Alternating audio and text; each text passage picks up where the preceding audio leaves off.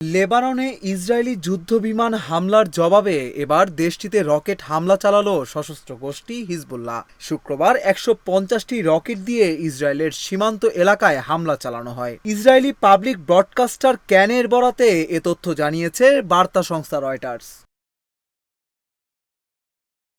ইসরায়েলের জাতীয় অ্যাম্বুলেন্স পরিষেবা বলছে, এই হামলায় প্রাথমিকভাবে কেউ হতাহত হওয়ার তথ্য পাওয়া যায়নি। এর আগে হিজবুল্লাহ জানায় কাতিউষার রকেট দিয়ে 7টি হামলা করেছে তারা। পরে তারা জানায় মোট 140টি রকেট দিয়ে ইসরায়েলের বিভিন্ন লক্ষ্যবস্তুতে হামলা চালানো হয়।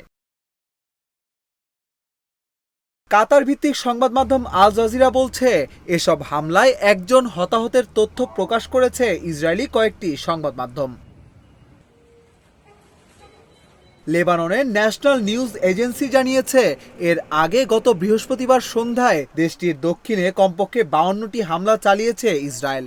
লেবাননও উত্তর ইসরায়েলে সামরিক স্থাপনায় হামলা চালায়।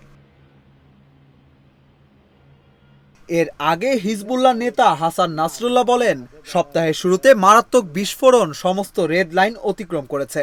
ইসরায়েলকে অভিযুক্ত করে তিনি যা বলেছেন তা আসলে এক অর্থে যুদ্ধেরই ঘোষণা বলে মনে করছেন বিশ্লেষকেরা।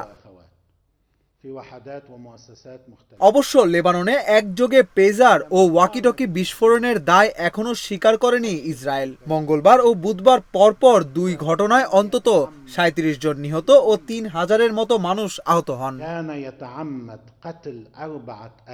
গত বছরের অক্টোবরে ফিলিস্তিনের গাজা উপত্যকায় ইসরায়েল ব্যাপকভাবে হামলা চালাতে শুরু করে। হামাস তা প্রতিহতের পাশাপাশি ইসরায়েলেও হামলা চালাচ্ছে। এ দ্বন্দ্বে হামাসকে সমর্থন দিয়ে আসছে হিজবুল্লাহ।